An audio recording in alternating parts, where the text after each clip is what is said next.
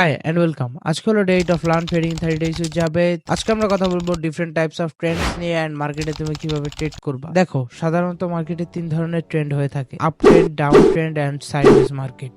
এখন তোমার এই জিনিসটা বুঝতে হবে, মার্কেটে সবসময় তোমার ট্রেন্ডি মার্কেট কন্ডিশনস এর মধ্যে ট্রেড করতে হবে। মানে যেদিকে মার্কেট মুভ করতে চাইতেছে তোমার মার্কেটের সাথে যাইতে হবে, মার্কেট কিন্তু তোমার সাথে যাবে না। চলো আমি তোমাদেরকে আপ ট্রেন্ড এবং ডাউন ট্রেন্ড বোঝানোর চেষ্টা করি। দেখো, মার্কেট কখনো টানা আপে যাইতে বা ডাউনে যেতে থাকে না। মার্কেট সবসময় ওয়েভস এর মধ্যে ট্রাভেল করতে থাকে, এক কথায় সমুদ্রের মতো। মার্কেট সবসময় উপরে যাবে, নিচে আসবে, উপরে যাবে, নিচে আসবে। নিচের পয়েন্টস গুলোকে আমরা লোজ বলি আর উপরের পয়েন্টস গুলোকে আমরা হাইজ বলি। যখন হাইজ আর লোজ উপরের দিকে যাইতে থাকে তখন আমরা এটাকে আপ ট্রেন্ড বলবো। যখন হাইজ এন্ড লোজ দুইটাই নিচের দিকে যায় তখন আমরা এটাকে ডাউন ট্রেন্ড বলবো। আর হাইজ এন্ড লোজ যখন একটু সাইডওয়েজ মনে হয়, উপরে যাচ্ছে নিচে আসতেছে, উপরে যাচ্ছে নিচে আসতেছে, কিন্তু সোজাভাবে মার্কেটটা মুভ করতেছে, তখন আমরা এটাকে সাইডওয়েজ মার্কেট বলবো। আপ ট্রেন্ডের সময় তোমার বাই ডাইরেকশনের জন্য ট্রেড খুঁজতে হবে, আর ডাউন ট্রেন্ডের সময় তোমার চেষ্টা করতে হবে সেল ট্রেড খোঁজার। আর তুমি যদি ট্রেডিং একদমই নতুন হয়ে থাকো তাহলে তোমাকে সাইডওয়েজ মার্কেটে ট্রেড করা থেকে বিরত থাকতে হবে। এভাবে দেখতে অনেক সহজ মনে হচ্ছে, বাট চার্টসের মধ্যে খুঁজতে আর এগুলাতে ট্রেড করা অনেক টাফ।